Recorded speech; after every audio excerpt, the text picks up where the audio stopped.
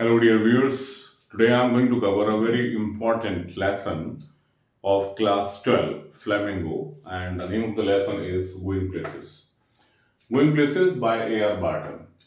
हमारी फ्लैमिंगो की बुक में ये लास्ट लेसन है and this is very important.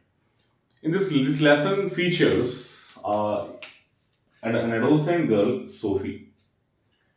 और इसके अलावा कुछ और भी कैरेक्टर्स हैं, मैं अभी उन कैरेक्टर्स को इस ये जो मैंने कुछ हेडिंग लिखी है इनके माध्यम से अभी सामने आते चले जाएंगे। जो थीम है हमारे लेसन का वो है adolescents fantasising and hero worship. जो एडोलसेंट्स होते हैं, एडोलसेंट्स का मतलब बेसिकली 16 से लेकर 19 साल के बच्चों की बात हो रही है। ये लोग फैंटेसाइज करते हैं, ये ऐसा मानता है, तो बहुत सभी लोग फैंटेसाइज करते हैं, बट इन बच्चों को ज्यादा फैंटेसाइज होती है, फैंटेसी में जीते हैं और हीरो वर्शिप करते हैं, किसी ना किसी को अपना फेवरेट मान करके, हीरो मान करके उसको वर्शिप करते हैं। तो जैसे बहुत से लोग किसी बड़े क्रिकेटर को या बड़े फुटबॉलर को करते हैं या किसी बड़े एक्टर को फॉलो करते हैं, लाइक दैट। तो इसमें भी कुछ इस तरीके की थीम है, adolescent fantasising and born in hero worshipping. Story में लड़की है सोफी, मैंने हेडिंग लिखी है सोफीज वाइल्ड ड्रीम्स। सो कहानी की स्टार्ट यहां से होती है, कैरेक्टर्स के नाम में आते जाएंगे, मैं लिखते जाऊंगा। तो कहानी की स्टार्ट यहां से होती है कि जो सोफी है ये लड़की, she is coming back from school and she is in class 12। तो it is not written anywhere, but ये लिखा है कि ये क्लास का आखिरी साल है, स्कूल का आखिरी साल है, तो सीनियर सेकेंडरी के लास्ट ईयर में है। And linking arms with her friend Jency, Jency नाम की जो उसकी एक फ्रेंड है, इसकी कॉलेज फ्रेंड है, स्कूल फ्रेंड है, उसके साथ ये आ रही है, उसके साथ लिंक करते हुए आर्म, और आते हुए ये कहती है रास्ते में कि मैं I am going to open a boutique when I complete my class 12, when I complete my school. जो जेंसी है, थोड़ी समझदार लड़की दिखाई है, ये कहती है यार opening boutique is not easy and it takes a lot of money, so बहुत पैसा लगता है इसमें। तो कहती है मैंने मैनेज कर लूंगी, मैं आई विल मैनेज। तो और कहती है कि ठीक है, फिर मैं मैनेजर बन जाऊंगी, I will become a manager and then earn money and then complete my dream. तो मैनेजर वाली बात पे भी जेंसी ये कहती है कि वो तुझे कोई भी तुझे डायरेक्ट मैनेजर तो बना नहीं देगा, nobody will make you manager directly. तो इस बात पे कहती है बड़ा मुझे पता है, I am going how I will be like Mary Quant. Mary Quant एक बहुत बड़ी फैशन डिजाइनर है। तो कहती है कि I will be like Mary Quant की तरह बनूंगी मैं, and I know that city की सबसे बढ़िया जो है बुटीक मेरा होगा, शानदार बुटीक होगा। तो जैसे वो समझाते हुए कहती है कि देख ऐसा है कि हम दोनों we both are earmarked for biscuit factory, क्योंकि इसके दोनों के फादर बिस्किट फैक्ट्री में काम करते हैं। बोला वहां तक तो हमारी पहुंच है, मतलब नौकरी लग सकती है हमारी, क्या सुन करके इससे ऊपर नहीं जा सकते। बोला ठीक है, कोई बात नहीं है, तो मैं तो मैं एक्टर्स बन जाऊंगी, and actors don't do the full time job, और मैं अपने जो बाकी समय होगा उसमें मैं ये वाला काम कर लूंगी अपना, या बुटीक चला लूंगी। एंड इस तरह के एक 12th क्लास की लड़की ऐसे वाइल्ड ड्रीम्स रखे हुए है, और जैसे उसको समझाती है लेकिन वो उसको समझ नहीं आता है। फिर वहां इसकी अपनी सड़क आ जाती है, गली आ जाती है, उसमें देखती है झांक करके, शी लुक्स डाउन, और जेंसी फिर बारिश शुरू हो जाती है, जेंसी को बारिश में खड़ा छोड़ करके ये चली जाती है, अपने घर चली जाती है। ठीक, अब जब घर जाती है तो घर में अपने घर में जब घुसती है तो वहां पर इसका जो छोटा भाई है जिसका नाम है डेरेक, ये अपने फादर की चेयर पर पीछे चढ़ा हुआ है, और ये वहां ये बात चल रही है, कह रहा है कि if you earn money you manage us to live in a decent house. और ये बात चल रही है वहां पर, और ये कहा, ये भाई इसका ये कह रहा है कि पापा, उसको लगता है जैसे पैसा पेड़ों पर उगता है, ये छोटा भाई दिखाया है इसका। और तो इसका फादर जो है, फादर बैठा हुआ है कमरे में, और फादर शेफर्ड्स पाए नाम की एक व्यंजन होता है, उसको अपने मुंह में ठूंस रहा है, मतलब स्टफ कर रहा है as hard as he could, उसमें कर रहा है। और उसके चेहरे पर जो है उसकी ग्रीमी फेस हो रहा है, गंदा मैला कुचैला चेहरा हो रहा है, जो दिन का लेबर के साइन दिखा रहा है। उसके फादर बैठा हुआ है उसके अपने चेयर पे बैठा हुआ है।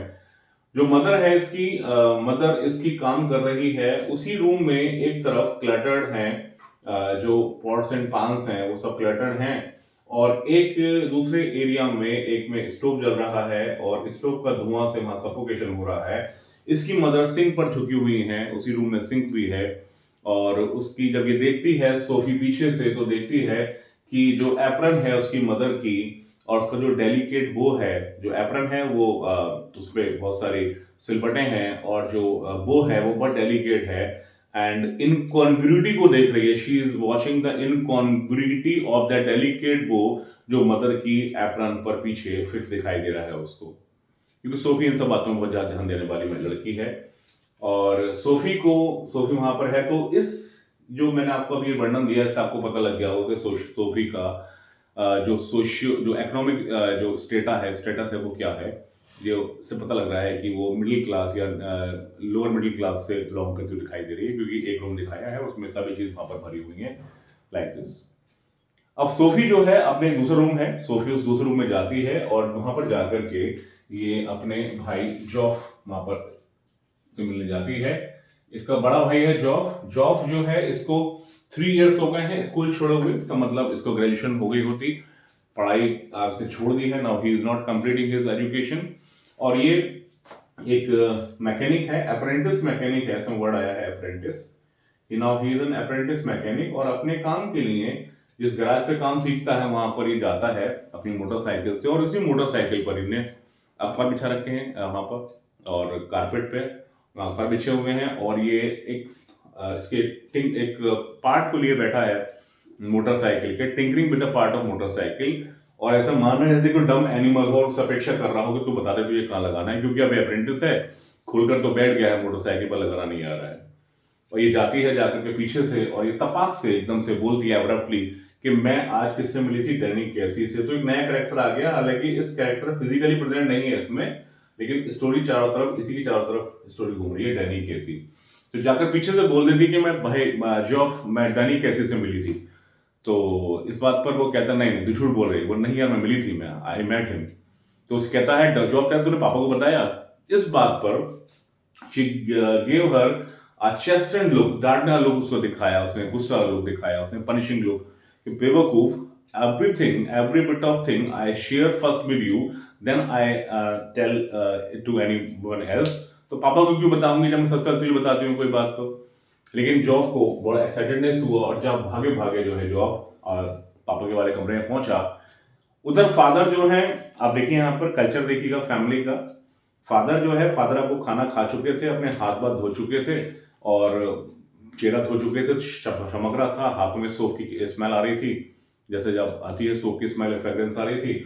और फादर ने फादर का उसका जो एक डेरेक का जो जूता था वो सोफे पड़ा हुआ था, वो उठा करके उन्होंने जो है वो बेड पर फेंक दिया, उछाल करके फेंक दिया, सोफा बेड पर पड़ा हुआ था। आखिर जैसे ही इसने कहा आकर के फादर के सामने कि पापा आपको पता है कि आज सोफी डैनी कैसे से मिली थी, डैनी कैसे मिली थी, फादर को बताया। तो फादर जो है वो बैठ गया, now by now he had taken position on the sofa, और उसने सॉरी चेयर पर अपनी पोजीशन ले चुका था।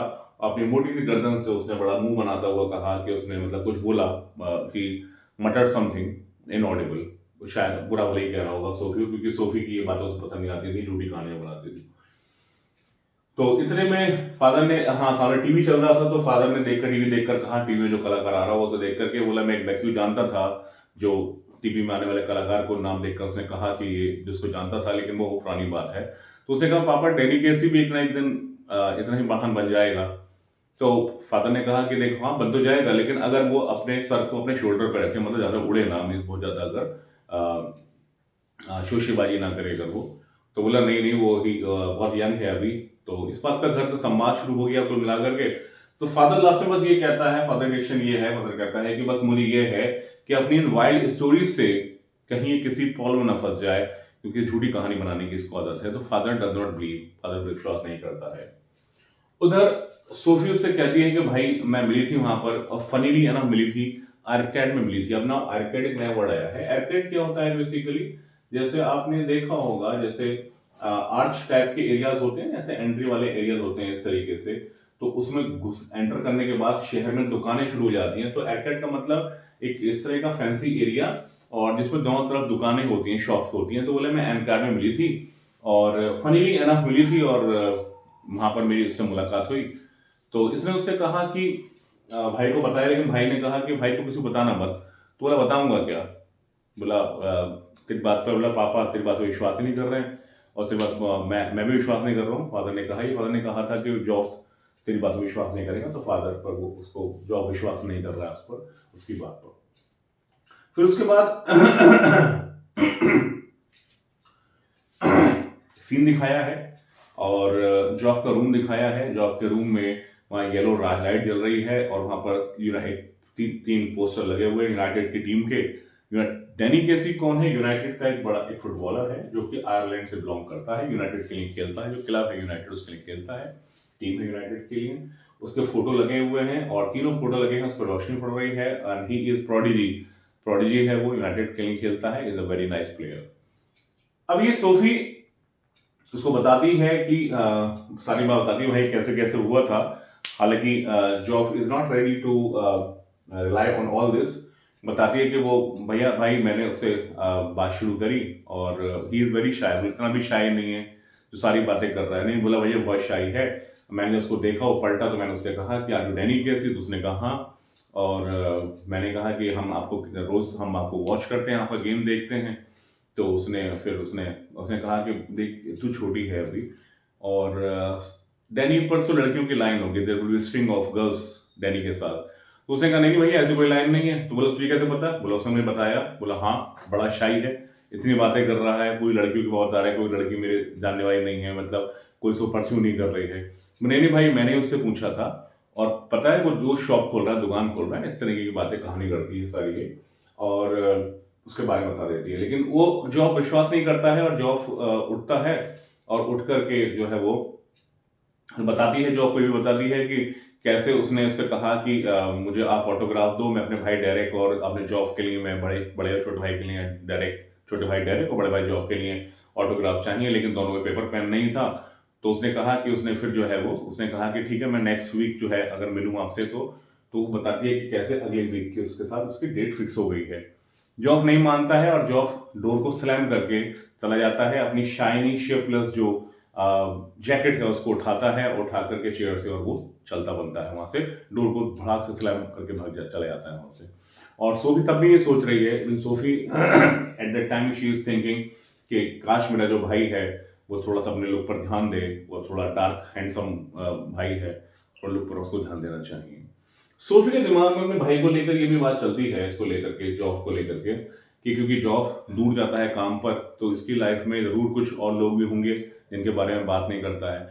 जॉब जो है खुद से कम बात करता है, और शब्दों को, the words are to be extracted from his mouth, जैसे कि पत्थरों को नीचे से निकाला जाता है, एक्सट्रैक्शन किया जाता है पत्थरों का। लेकिन सोफी को शक है कि कोई ना कोई इसकी लाइफ में है, कि जिस समय बोल नहीं रहा होता है इसका मतलब वो उन सारी जगहों के बारे में सोच रहा होता है।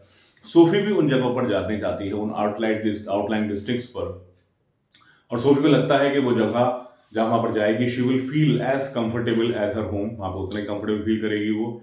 और सोफी लगता है कि पूरा संसार उसका अराइवल का इंतजार कर रहा है, as if the world is waiting for arrival. और वो इमेजिन बहुत करती है, क्योंकि पूरी स्टोरी ही फैंटेसी पे, इमेजिनेशन पर है। इमेजिन करती है कि अपने भाई के पीछे बाइक पर बैठी हुई है, और उसका भाई जा रहा है, इसने येलो कलर का केव जो है इसका पीछे लटक हवा में झूल रहा है, वेव कर रहा है, और पूरी दुनिया जो है वो इरप्टेड वॉइस कर रही है, क्लैपिंग की, सोफी आ गई, लगता है इस तरह से इमेजिन करती है। हालांकि इसको पता है इसको भाई नहीं लेकर जाने वाला है, क्योंकि फादर ने मना किया हुआ है, तो इसको फादर नहीं लेकर के जाएगा उसको। तो ये खत्म हो जाता है हमारा सीन यहाँ पर। सोफी डेट कर इन्फॉर्म करती है, जिसको जॉब नहीं मानता है, और जॉब चला जाता है। इसके बाद एक सीन दिखाया है कि कैसे सोफी, जॉफ और डेरेक ये डैनी का यूनाइटेड का मैच देखने के लिए गए हैं। और ये जो है इनका जो मैच देखना है, this is called weekly pilgrimage. शायद हर सप्ताह जाते होंगे जब जब मैच होते होंगे उसको देखने के लिए। और जैसे तीर्थ यात्रियों को खुशी मिलती है, ये क्वेश्चन पूछा सकता है कि why watching the why United match is called weekly pilgrimage. तो क्यों कहा गया है वीकली पिलग्रिमेज? क्योंकि ये लोग जाते हैं वहां पर और जाकर के वहां बैठ जाते हैं। ये जो सोफी और उसके फादर और डेरेक ये गोल पोस्ट के पीछे बैठते हैं जाकर के, और जो जॉफ है वो अपने दोस्तों के साथ हायर वाले स्टैंड पर जाकर के बैठता है स्टेडियम में। और वो दिखाया है कि कैसे जो है वो 1-0 से आगे चल रहा है ऑलरेडी यूनाइटेड और डैनी जो है वो बॉल पे मंडरा रहा है, he is hovering over the वो बॉल, और वो ले जा रहा है, और जॉब का फादर कह रहे हैं पास दे, और तभी अचानक से जो है वो गोल डैनी जो है दाग देता है, गोल कर देता है। एंड इस पर जो है वहाँ पर इरप्शन होता है, साउंड ऑफ इरप्शन, इरप्शियस साउंड होती है, वहाँ पर बहुत तेजी से आवाज होती है, तालियों में गड़गड़ाहट गूंजती है। और डेली ये जो सोफी एक्सटैटिक फील करती है और जो अपने खुश हो जाता है क्योंकि उनके हीरो ने गोल कर दिया है। जब बस में आ रहे होते हैं तो कोई कह रहा होता है कि काश के जो है वो आयरलैंड में ये आयरलैंड ये डैनी जो है वो इंग्लैंड की टीम में होता तो जो है ये वर्ल्ड कप जीत जाती है। और फिर घर पर आकर के ये सोफी और डेरेक घर आ जाते हैं। फादर जो है पब चले जाते हैं सेलिब्रेट करने के लिए, पीने के लिए चले जाते हैं फादर। उसी इसकी मुलाकात सोफी की जेंसी से होती है और जेंसी कहती है, बोले तू क्या कहती है फिर रही है डैनी के बारे में, what are you saying about Danny?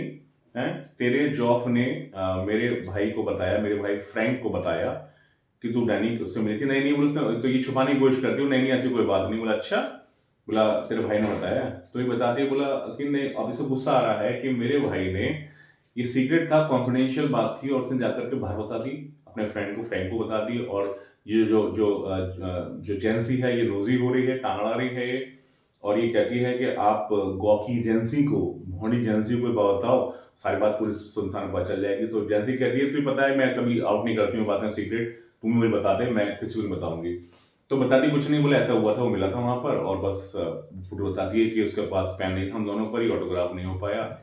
अब ये सोच रही है कि और से कितना पता है, बट ये समझ जाती है कि इसको डेट के बारे में नहीं पता है। Then she feels happy. और जो जॉब के बारे में गलत सोच रही थी कि मेरे भाई ने मतलब सीक्रेट नहीं रखा, भाई बहनों का जो उसने कोई प्राइवेसी नहीं रखी उसने, पर बाद में मान जाती है कि इसको पूरी बात नहीं पता है, डेट के बारे में नहीं पता है, राइट। अब ये जेंसी कहती है कि जेंसी बोला बस मैं चाहती नहीं कि बाहर में आउट निकले। जेंसी से कहती है सोफी, क्योंकि तुझे पता है कि घर में कितना झगड़ा होता है जब ये बातें होती हैं, मैं नहीं चाहती कि लोगों की लाइन लग जाए पूछते हुए कि ये डैनी कैसी का क्या मैटर है और पापा पता तो कितना गुस्सा करते हैं, लाइक दिस। तो जेंसी कहती है मुझे लगा तेरे पापा तो खुश होंगे इस बात पर, he is also a fan of Danny, but नहीं मुझे पता है पापा मेरे कितने कलेशी हैं, what a misery he is, so please you out मत करना, बताना मत किसी को ये बात।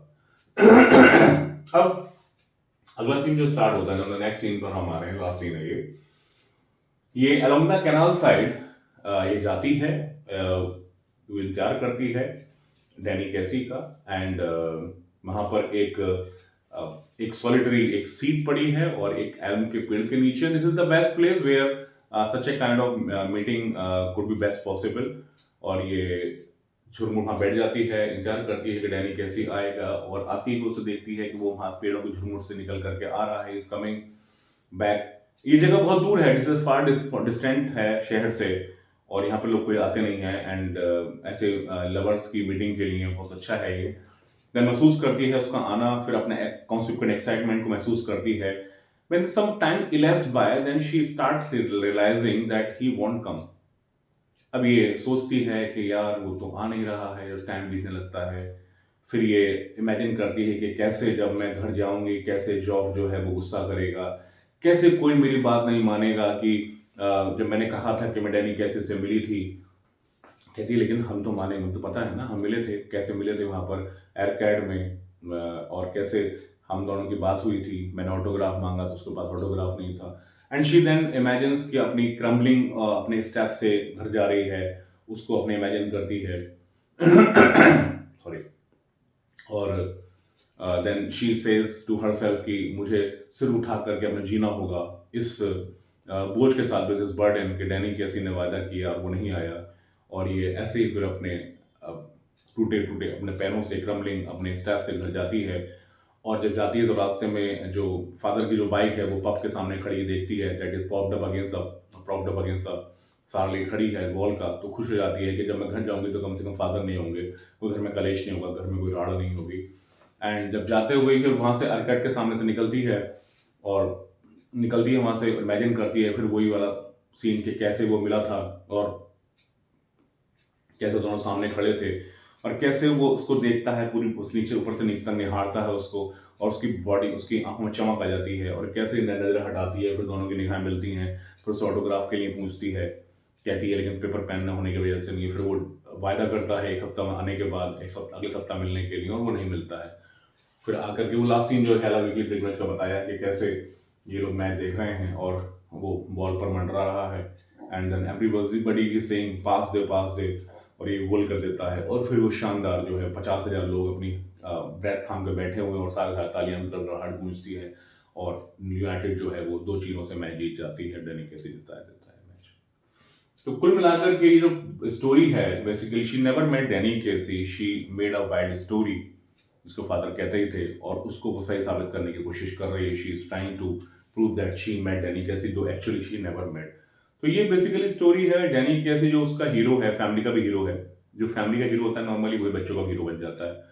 तो यहाँ पर थीम फैंटेसाइज कर रही है, उसको फिर हीरो वर्शिप करती है, कुछ ज्यादा ही वर्शिप करने लगती है, कुछ ज्यादा ही इम्प्रैक्टिकल है। तो इसके जो क्वेश्चंस हैं बेसिकली, एक तो बड़ा इंपॉर्टेंट है कि सोफी और जेंसी के बीच का कंपैरिजन। तो सोफी हमें दिखाई देती है इम्प्रैक्टिकल दिखाई देती है, इमेजिनेटिव गर्ल दिखाई देती है, जो वाइल्ड ड्रीम्स और वाइल्ड स्टोरीज बनाती है, राइट। उधर जेंसी प्रैक्टिकल लगती है, जेंसी सेंसिटिव भी दिखाई देती है। जेंसी इसे कहती भी कि तुमको सेंसिटिव होना चाहिए, तुम्हारा कॉलेज खत्म हो रहा है, स्कूल खत्म हो रहा है, सेंसिटिव है, प्रैक्टिकल है ना, प्रैक्टिकल रियलिस्टिक अप्रोच वाली लड़की है जेंसी। और एक बड़ा इंपॉर्टेंट क्वेश्चन जो इसका है वो ये है वीकली पिलग्रिमेज वाला, जो बता ही चुका हूँ। तो वीकली पिलग्रिमेज क्यों है उनका मैच देखना, बिकॉज जैसे एक पिलग्रिम्स को पिलग्रिमेज में जाकर के खुशी होती है, जो एक एक्सटैसी महसूस होती है, जो एक संतोष महसूस होता है, खुशी महसूस होती है, वही इन लोगों को डैनी कैसी का मैच देख करके महसूस होती थी। तो ये यार पाटन का लेसन है। आई थिंक ये आपको सारी इसमें समझ में आ गई होगी। अब अगर आप बुक रीडिंग नहीं भी करते हो तो ये सारा लेसन आपके सामने है। Now you can easily frame the answers of the question that may be asked, और जो इंपॉर्टेंट है वो आपको मैंने बता ही दिया है। ठीक है, थैंक यू वेरी मच।